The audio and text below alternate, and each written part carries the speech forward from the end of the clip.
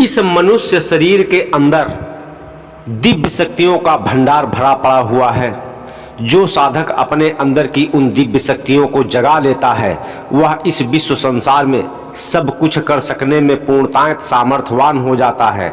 मनुष्य शरीर के अंदर वह शक्तियाँ किन स्थानों पर पाई जाती हैं और उनको कैसे जागृत करना है, उनके क्या मंत्र हैं, सरलता से सब कुछ जानेंगे और बहुत ही आसानी से उन शक्तियों को जगा पाएंगे, जिससे इस संसार में सब कुछ अपनी सारी मनोकामनाओं को साधक पूर्ण कर सकता है। निराकार पार ब्रह्म की वह सर्वोच्च भक्ति है जो वेदों में इसका पूर्णतः वर्णन मिलता है। जो 5 तत्व सर्वोपरि वेदों में माने गए हैं और किसी भी देवी देवता को सर्वोच्च पद नहीं दिया गया हुआ है। आप लोगों में से जो लोग वेदों का अध्ययन किया है वह आप सभी लोग जानते हैं कि वेदों में जो लिखा हुआ है वह सिर्फ 5 तत्वों का ही पूरा वर्णन दिया गया हुआ है। आप लोग यह जानते हैं जो बहुत ही उच्च श्रेणी के गुरु होते हैं वह 5 मुद्राओं का यानी कि 5 नाम देते हैं।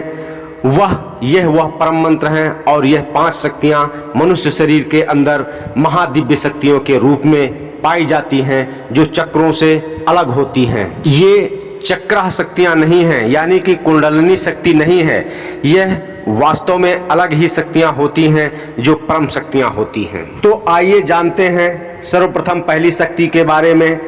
मैं आपको विस्तार से तो नहीं, कम से कम शब्दों में इन शक्तियों का वर्णन करूंगा और कहां पर पाई जाती हैं, इनका मंत्र जाप क्या है।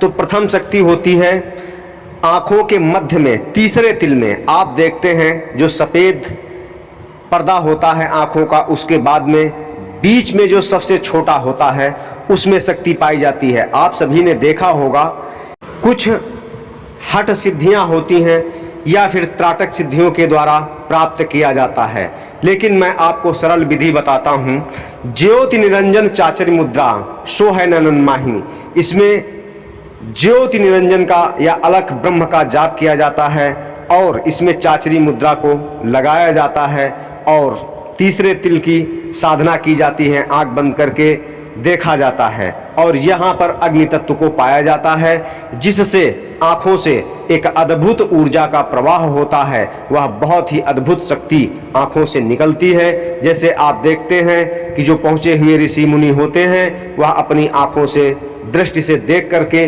वहाँ के जो वातावरण को है कंट्रोल कर लेते हैं। यह बहुत ही विचित्र सिद्ध शक्ति होती है, इसके बहुत विचित्र लाभ हैं।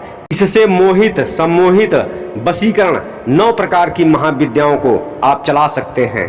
अगर इस मंडल के बारे में वर्णन करूं कम से कम शब्दों में तब भी 3 से 4 घंटे अवश्य लग जाएंगे।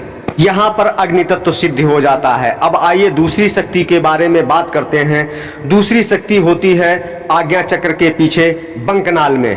बंकनाल एक बहुत ही विचित्र स्थान है जो आध्यात्म की दुनिया में बहुत ही मायावी रहस्यों से भरा पड़ा हुआ है। इस पर मैं अवश्य बहुत ही विस्तार से इसका वर्णन करूंगा जो आप लोग जान करके बहुत ही अचंभित हो जाएंगे और आश्चर्य में पड़ जाएंगे कि बंकनाल की शक्ति क्या होती है और इस क्षेत्र को कैसे पार किया जाता है। जब भी कोई साधक साधनाएं करता है तो शुरुआत से जब अपने पथ पर चलता है तो यह मार्ग में सभी स्थान अवश्य पड़ते हैं और इन स्थानों से गुजरना ही होता है, क्योंकि यह छूट नहीं सकते हैं। क्योंकि जो मार्ग में स्थान पड़ाव पड़ेंगे उन पड़ावों को पार अवश्य ही करना पड़ता है। तो यह शक्तियां समुचित प्रकार से सभी अपने आप स्वतः ही मिलती चली जाती हैं जो गुरु देता है उसमें।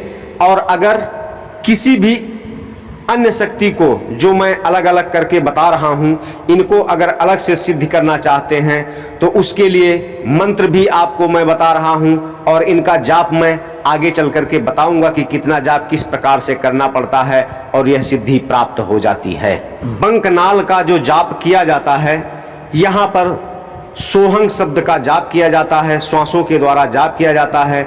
जैसे ही वह रहस्यमयी गुफा बंकनाल खत्म होती है आगे भंवर गुफा खुल जाती है। भंवर गुफा का बहुत ही अद्भुत रहस्य है, यह भी बंकनाल से ही जुड़ा हुआ होता है। यहाँ पर साधक भ्रमित हो जाता है और गुरु कैसे पार करता है इसके बारे में, बंकनाल के बारे में विस्तार से बताऊंगा। यहाँ की जो सिद्ध शक्तियाँ हासिल की थी आपने पुराणों में सुखदेव महाराज का वर्णन सुना होगा, वह इसमें पारंगत थे। तीसरी शक्ति आती है आज्ञा चक्र से थोड़ा उठ करके त्रिकुटी स्थान, जहाँ पर ओंकार का जाप किया जाता है, यहाँ पर जल तत्व पाया जाता है और भूचरी मुद्रा होती है।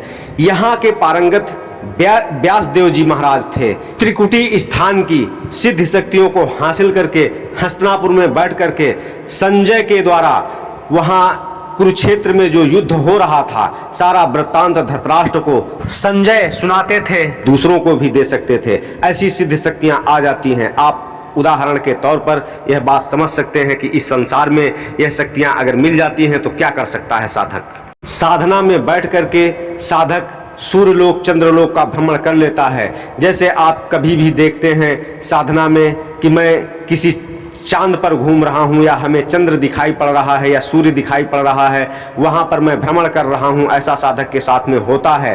तो यह वास्तव में साधक उन लोकों में जाकर के भ्रमण करता है। चौथी सिद्ध शक्ति जो पाई जाती है महाशक्ति सहस्त्रासार चक्र पर, यहाँ पर सत शब्द का जाप किया जाता है, यहाँ पर उन्मन मुद्रा होती है और अद्भुत प्रकार का यहाँ पर महाप्रकाश पुंज दिखाई पड़ता है और यहाँ पर पृथ्वी तत्व होता है, जो वास्तव में यहाँ पर बहुत ही परिपूर्ण शक्तियाँ साधक के अंदर आ जाती हैं और सब कुछ कर सकने में पूर्णतः सक्षम हो जाता है। फिर पांचवी शक्ति जो मिलती है साधक को सुषुम्ना नाड़ी के अंदर, आपने इंगला पिंगला नाड़ी का जिक्र तो सुना ही होगा। इंगला पिंगला को लेकर के सुषुम्ना नाड़ी को खोला जाता है। जैसे ही सुषुम्ना नाड़ी खुलती है, वह रहस्यमयी दुनिया, आध्यात्मिक दुनिया, अंदर की दुनिया खुल जाती है और महाशक्तियाँ, ऐसी अद्भुत शक्तियाँ प्राप्त होना शुरू हो जाती हैं, जो इन चार शक्तियों से बहुत ही अद्भुत और परे शक्ति होती है। इसमें खेचरी मुद्रा होती है और इसमें ररंकार का जाप किया जाता है। यह पांचवा तत्व आकाश तत्व की सिद्धि हो जाती है, जिससे साधक कहीं भी आ जा सकता है। जो भी साधक इस सुषुम्ना नाड़ी को खोल लेता है, वह निराकार ब्रह्म में लीन हो जाता है और 10वें द्वार की शक्ति उसको प्राप्त हो जाती है, जिसमें पारंगत ब्रह्मा विष्णु शिव होते हैं। ऐसी शक्ति सिद्धियां आ जाती हैं और पूर्णतायत निराकार ब्रह्म में लीन होकर के वह कई करोड़ वर्ष तक उस निराकार ब्रह्म में समाहित होकर के वहाँ का आनंद उपभोग करता है। और पूर्ण क्षीण हो जाने पर फिर साधक यहीं पर मृत्युमंडल में आता है, महाप्रलय में, साथ में वहाँ निराकार ब्रह्म में लय रहता है। जब इन 5 स्थानों में से कोई भी एक शक्ति हासिल कर लेता है साधक अपने परिश्रम के द्वारा, गुरु के द्वारा, तो उसके अंदर 3 शक्तियां स्वतः ही आ जाती हैं। एक शक्ति होती है दृष्टि की शक्ति, जिससे आप देखते हैं कि ऋषि मुनि या कोई साधु संत अपनी दृष्टि से देख करके कृपा किसी के ऊपर कर देते हैं। दूसरी आप देखते हैं कि आप किसी के वाणी से प्रभावित हो जाते हैं या संत महात्माओं की वाणी सुनने के लिए, सत्संग सुनने के लिए जाते हैं। यह शक्ति आ जाती है वाणी शक्ति, यानी कि वाणी सिद्धि हो जाती है और जो भी आप कहते हैं वह सत्य हो जाता है। जहाँ तक आपकी बात पहुँचती है वहाँ तक सब कुछ आपके कंट्रोल में होता है। फिर तीसरी शक्ति स्वतः ही जो आ जाती है वह स्पर्श शक्ति होती है, जिसको पाश शक्ति भी मिसमरेजम की क्रिया में पाश शक्ति कहा जाता है। और स्पर्श शक्ति वह होती है कि जब कभी भी बड़ों से या फिर ऋषि मुनियों के पैर छूते हैं तो वह हाथ रख करके आशीर्वाद देते हैं, स्पर्श करके वह शक्ति आपके अंदर प्रवेश करते हैं। यह 3 शक्तियां स्वतः ही मिल जाती हैं, किसी भी मुद्रा को सिद्ध कर लेते हैं। यानी कि 5 स्थानों में से किसी भी एक स्थान की अगर सिद्धि को, त्रिकुटी स्थान की या फिर सहस्त्रासार चक्र या बंकनाल की, कहीं की भी अगर सिद्ध शक्ति अगर हासिल कर लेते हैं तो यह 3 शक्तियां स्वतः ही आ जाती हैं उस साधक के अंदर। इससे साधक अपना तो कल्याण करता ही करता है और दूसरे इंसानों का, समाज का भी कल्याण करता है। तो आइए अब चलते हैं, जानते हैं इन अलग अलग स्थानों की शक्तियों को कैसे हासिल करना है और इनका कितना जाप, कैसा जाप, कौन से मंत्र का किस प्रकार से कितना जाप करना है, अब विस्तार से जानेंगे।